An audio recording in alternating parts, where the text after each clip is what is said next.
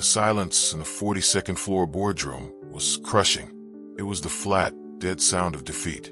The deal that was supposed to save Innovatech Dynamics was dead, and with it, the jobs of thousands of employees were hanging by a thread. The company's senior team, the so-called titans who had built this place from the ground up, were out of ideas. Their faces were a grim mix of panic and resignation. The CEO, Mr. Harrison, just stared at the termination clause, his pen hovering over the signature line, completely useless. But somewhere else on the sprawling corporate campus, tucked away in a forgotten cubicle, the one person they had all ignored was staring at a different document. She was just an intern, the one they paid to get coffee and sort files. And she was about to risk everything to say 4 words that would change the company's future forever. Section 1, the setup. Innovatech Dynamics wasn't just another company.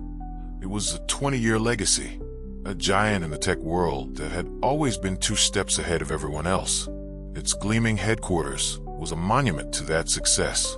But even giants can fall. A few bad market shifts, some aggressive competitors, and suddenly Innovatech was vulnerable. The whispers started creeping through the hallways, downsizing, restructuring, layoffs.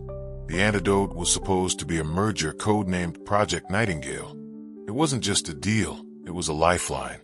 Omnicorp, a rival of equal power, had offered a deal that seemed almost too good to be true. It would create the largest tech conglomerate in history, and more importantly, it promised that every single job would be safe. At the helm was Mr. Harrison, the founder and CEO. The weight of his company was crushing him. He trusted his team, especially his head of strategy, Mark Covington. Mark was the architect of Project Nightingale, brilliant, ruthless, and completely confident. To him, the deal was a masterpiece. He'd personally vetted every single word of the 1,000-page agreement and declared it ironclad.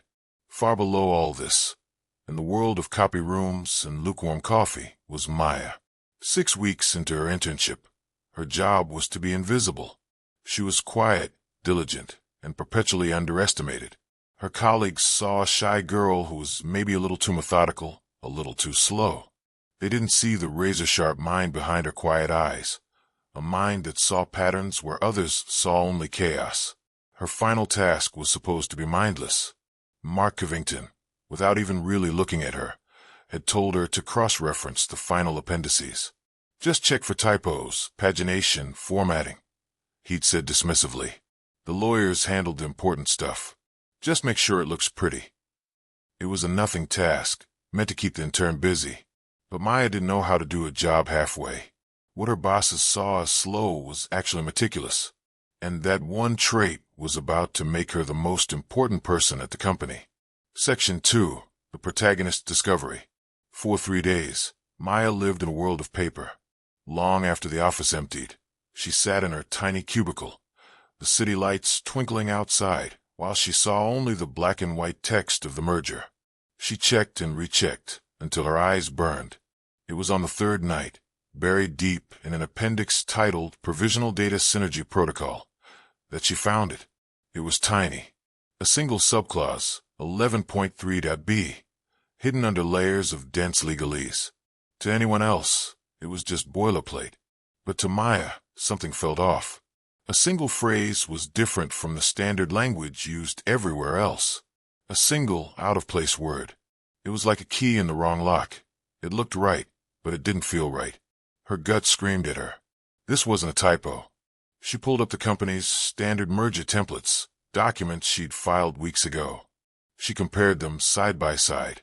The standard clause was about mutual transparency, but the clause in the Omnicorp contract was different. It was asymmetrical. It gave Omnicorp a level of access to Innovatech's servers that wasn't returned. This wasn't just about sharing data. It was about handing over a key. A cold dread crept up her spine. She wasn't a security expert, but she understood logic.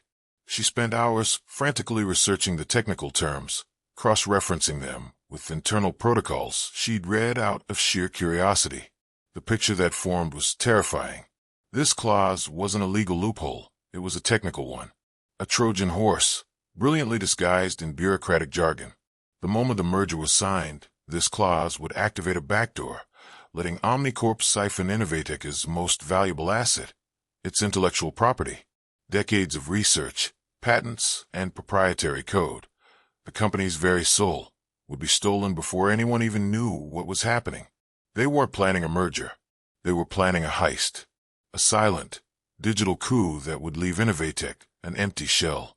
Mark Covington's ironclad agreement wasn't a shield. It was a suicide pact. And Maya, the intern in the forgotten cubicle, was the only person in the world who knew. Section 3. The warning and dismissal. Panic seized her. What could she, an intern, possibly do? Who would believe her? She tried following the chain of command. The next morning, her hands trembling, she tried to explain her findings to her direct supervisor. He waved her off before she could even finish. Maya, don't be dramatic, he said, eyes glued to his screen.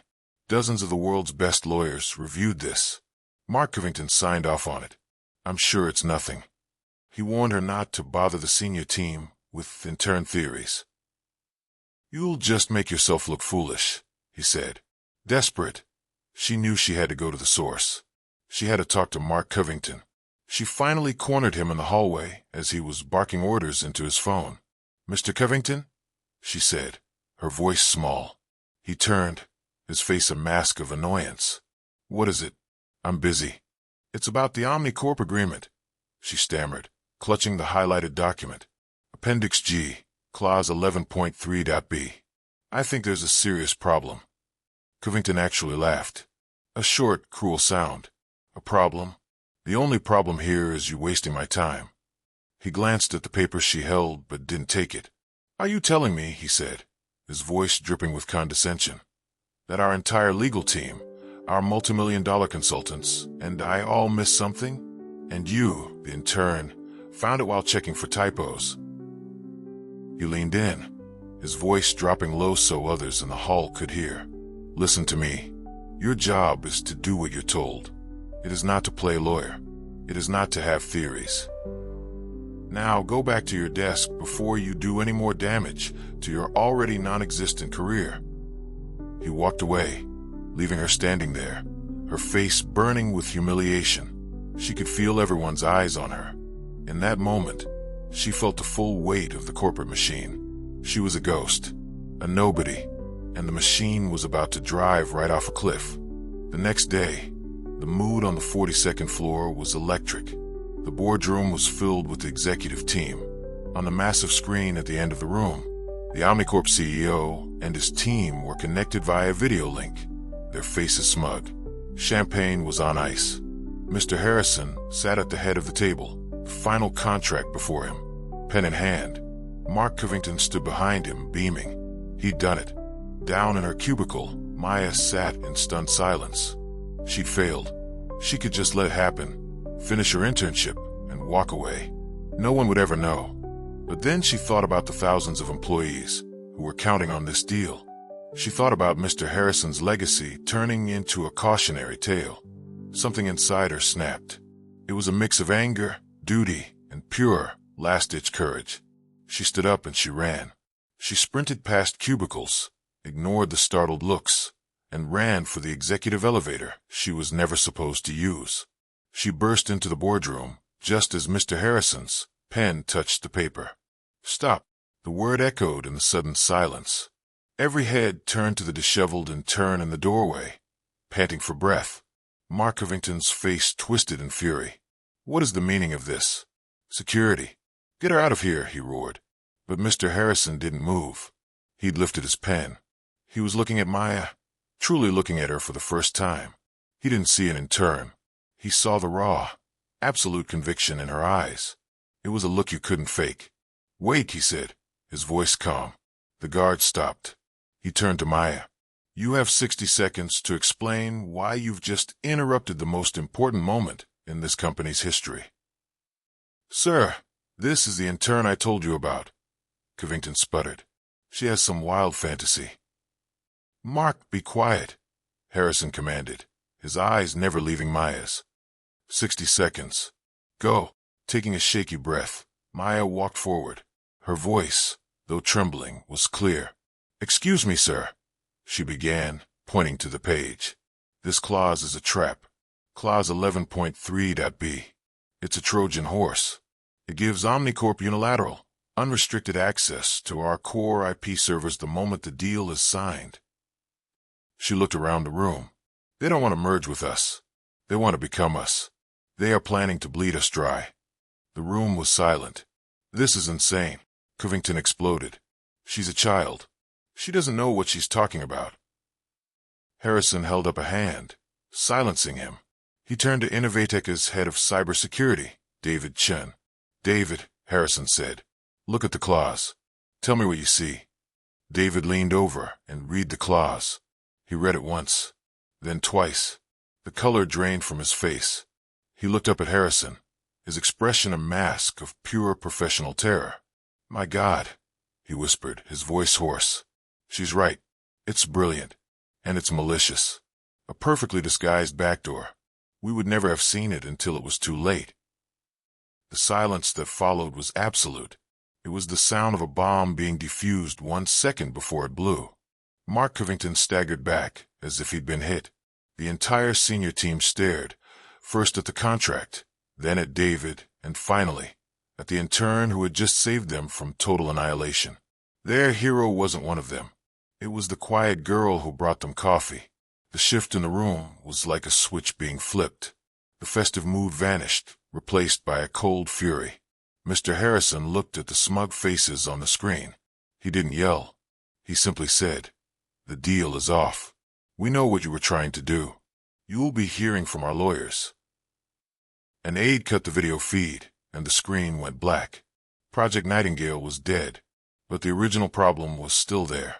The company was still vulnerable, and the threat of layoffs felt more real than ever. They dodged a bullet only to find themselves back where they started. Mr. Harrison sank into his chair. Mark Covington was quietly escorted from the room, his career in ashes.